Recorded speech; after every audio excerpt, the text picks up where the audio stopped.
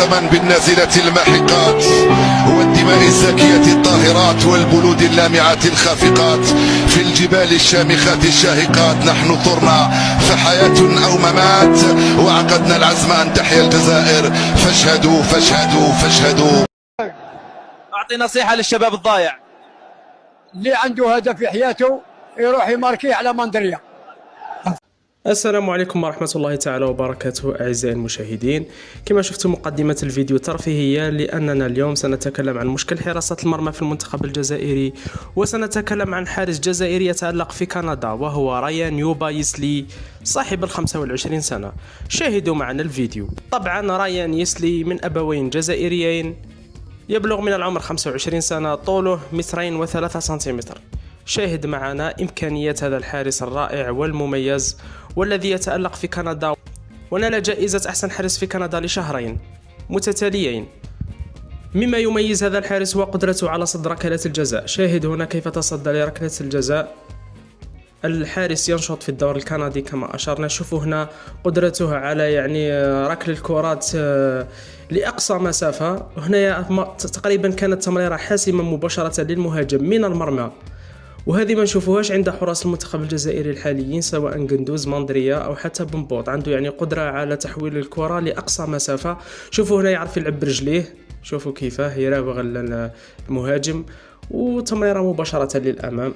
هنا شوفوا هذا التصدي الرائع، تصدي ممتاز جدا على مرتين. شوفوا هنا التصدي الأول ثم التصدي الثاني، عنده ريفلكس سريع جدا هذا الحارس، ويتمتع أيضا برشاقة كبيرة، ماشي ثقيل. شوفوا هنا تصدي أمام المرمى مرتين بطريقة رائعة، 3 مرات، المرة الأولى الثانية ثم الثالثة. حارس رائع جدا ريان يسلي، يجب أن ينال فرصته في أقرب وقت في المنتخب الجزائري، خاصة وأننا نعاني في هذا المركز.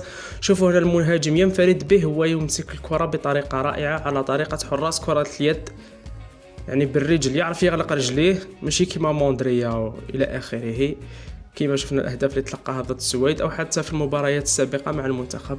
شوفوا هنا مباشرة قدرة على نقل الكرة لأقصى مسافة في الهجوم. وحنا عندنا لاعبين سريعين كما غويري وعمورة وعدة لاعبين يقدروا يستغلوا هذه الخاصية. شوفوا هنا ممتاز جدا، يمسك الكرة على مرتين بطريقة رائعة ومميزة.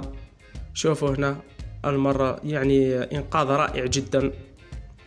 قادر يجي واحد يقول لي راه يلعب في الدوري الكندي ضعيف منا راه ياسنبولحي كان يلعب في سيسكا صوفيا في بلغاريا، ويلعب في الدوري الياباني، يلعب في الدوري الامريكي. تسمى ماشي مشكل انه يلعب في مستوى اقل، مشكل انه لازم يكون عنده امكانيات كبيره. شوف هنا القدره على الخروج، امساك الكره، شوفوا كيف رازانه كبيره، ماشي الحارس هذاك اللي يبوكسي لا بال برك. شوفوا هنا كيف حول الكره مباشره للمهاجم، قلت لكم راه يعرف يلعب برجليه. شوفوا هنا التصدي لهذه المخالفه الرائعه، مخالفة كانت بدقة، مسكها بطريقة مميزة جدا. شوفوا هنا وجها لوجه يمسك الكرة، ممتاز جدا هذا الحارس. خلاص وقت موندريا وخلاص وقت حراس منتهي الصلاحية. لازم لنا حراس صغار نلعبوا بهم لأطول فترة. شوفوا كيف يمسك الكرة بدقة، شوفوا هنا ممتاز جدا. شوف كيف بوكسي لابال لأقصى مسافة، شوف كيف يمسك الكرة برزانة، يعرف يخرج في الركنيات والمخالفات. موندريا قندوز ما يعرفوش يخرجوا في المخالفات، اما بنبوط ما شفناهش مليح في المنتخب. شوفوا هنا ذاك التصدي رائع، تصدي رائع جدا. شوف هنا خلاص غارديا يدير لك تصديات ديسيزيف كيما هكذا تقدر تتكل عليه كيما كنا نشوفوا مبولحي. شوف كيف هلا وجها لوجه، هذو كرات يدخلوا على موندريا، ما تكسرش راسك. قبل نهاية الفيديو أعزائي المشاهدين لا تنسوا دعمنا بلايك، اشتراك وتفعيل الجرس ليصلكم الجديد والمزيد دوما. تحياتنا.